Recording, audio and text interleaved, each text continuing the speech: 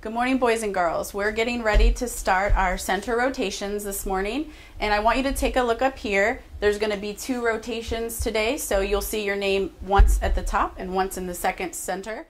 In addition to my classroom assessments, I have used the CGA data and my DAR assessments to determine specifically what students might need for either phonics or fluency, and that's also a way for me to figure out who needs to spend a little more time on iReady and get that extra practice.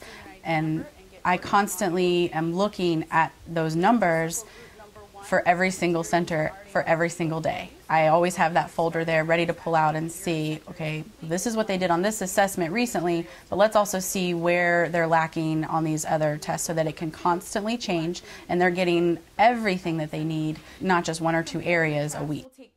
I set expectations for champs before every lesson and before every center rotation, and that started with day 1 at the beginning of the school year, and it hasn't changed. I stick with the same champs, so they became accustomed to those, and a lot of times I don't even have to remind them, but we still go over it so that they can make sure that they know what my expectations are. And so I just give them their conversation level, things that they need to do for help or movement, so that they know exactly what is expected of them in those center rotations. So let's talk about your champs for these activities. The conversation level is 1, so you want to keep it a little bit low, except for iReady. I need you guys on a level 0.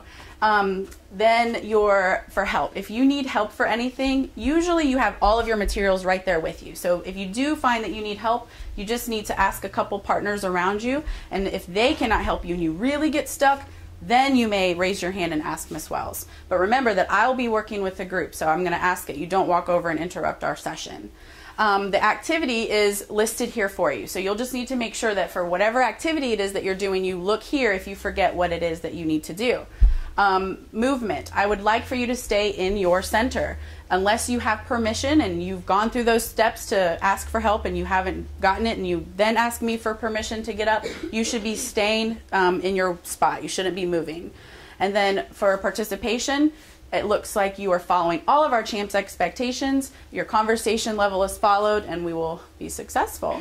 Are there any questions before we begin our rotations? Okay, we have 20 minutes for our center, so I'm going to go ahead and set our timer so we can stay on track. And we're going to go ahead and get started. We have read this story before, so you can move your green piece of paper to the side. We've read this story before, Pink and Say. You're very familiar with it. And we've even recently revisited it and talked a little bit about it with the descriptive language that's used, and we're going to continue to talk about that today. I want to show you an example that I found. So if you'll look at the top of your book, I marked some page numbers because this book didn't have page numbers on it. So just go to page 5 for me first.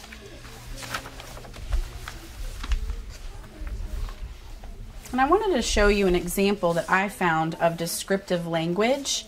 And I'm going to read the paragraph for you and just talk to you about it just for a minute, and then we'll get going to where you guys can find your examples and help me determine what the descriptive language is all about, what the actual meaning is. On the second paragraph on this page, listen as I read. It says, "I had never seen a man like him so close before. His skin was the color of polished mahogany. He was flying union colors like me. My age, maybe. His voice was soothing and his help was good." So when I was reading this, I saw the words polished mahogany, and I was wondering why Say was describing Pink that way. And I noticed that he used 2 adjectives to describe him. So the first thing I was thinking about is mahogany. Well, I have a dresser at home that's made of mahogany wood, and it's like a darker wood. And so I was thinking, okay, remember he was injured, so he was laying there, he was kind of in a daze, he was going in and out of sleeps because he was really hurt, and so he sees this figure coming upon him, and you're going to write, make sure you have your pencil ready, we're going to chart this is my example, so you can write what you hear me say or what you see me write, so it is on page 5. And remember that where it says the text says, we're quoting the text, so we are going to use quotation marks. So it's a short sentence. His skin was the color of polished mahogany, and that's what we're going to write.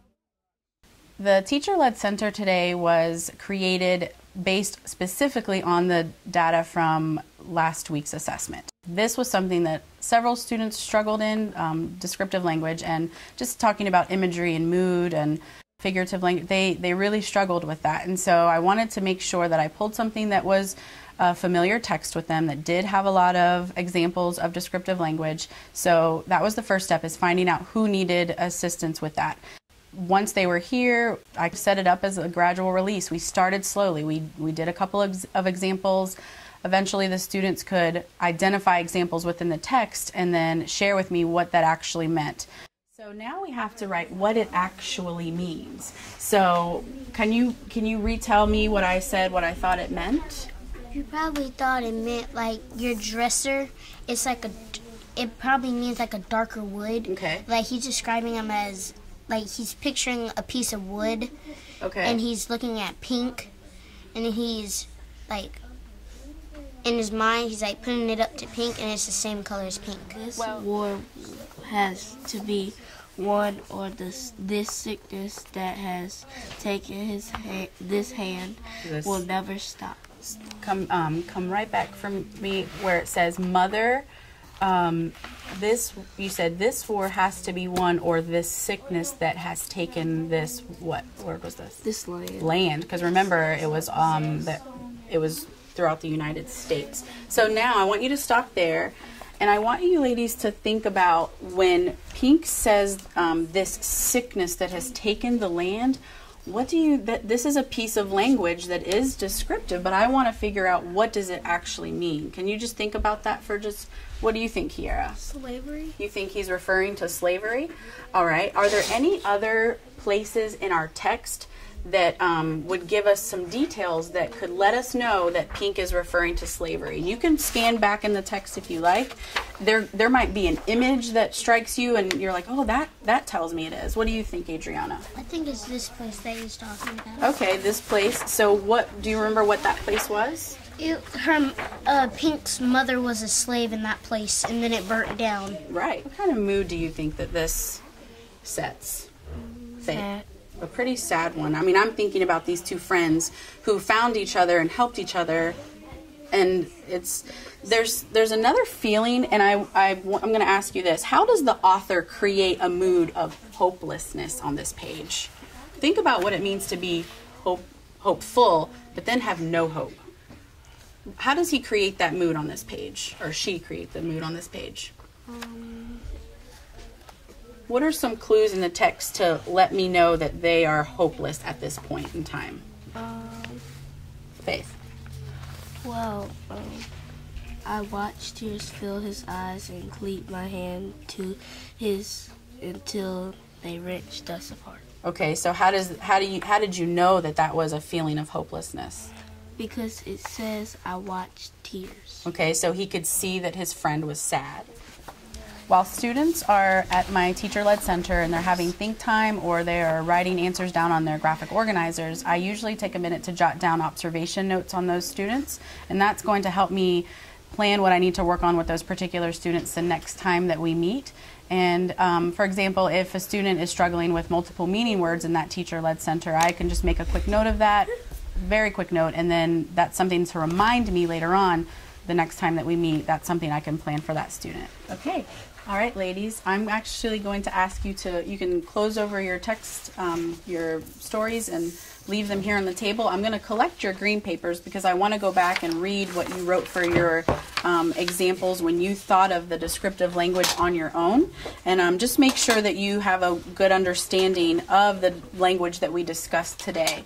And I want you to remember that a lot of times authors are going to choose bigger, interesting words for us so that we can enjoy our story, but also I've talked to the students about doing multiple rotations in a day and their transitions constantly as well, along with those champs. So I've taught them, when you're moving from one station to the next, I've modeled for them myself. This is how you should be moving. This is how you should sound. Here are where your materials are. You should get help from other students before you come and interrupt the teacher-led station. So They do a very good job at that because we do it every single day, and they're rotating at least 2 times. You know, they're getting to their first station and then they have to transition at least 1 time within centers. So they get a lot of practice doing that. It's just a matter of reminding them these are the expectations, and then they just follow through.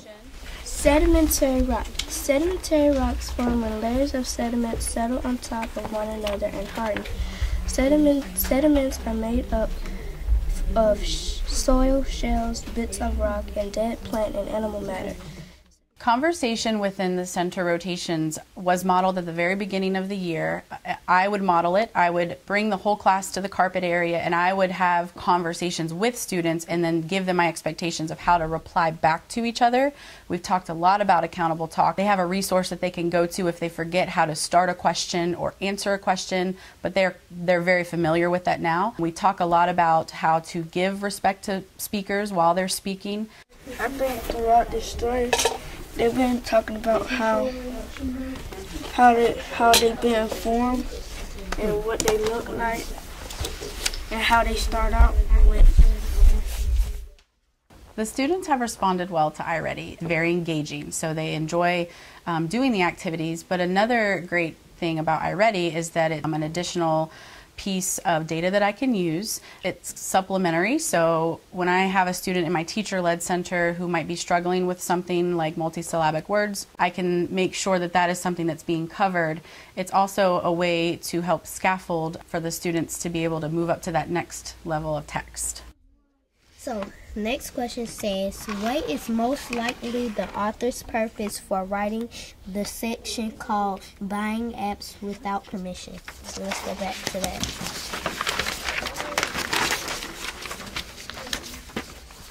Okay, so I read it and I think that I will use all the work that was completed today to schedule my next set of rotations. So when I look at the work that the other students did in the centers where they were not working with me, I will use that to see who's ready to move on. Maybe they can get an enrichment activity to do, or if they are still struggling in that area, then I might have to pull them into a teacher-led group on that same topic or benchmark.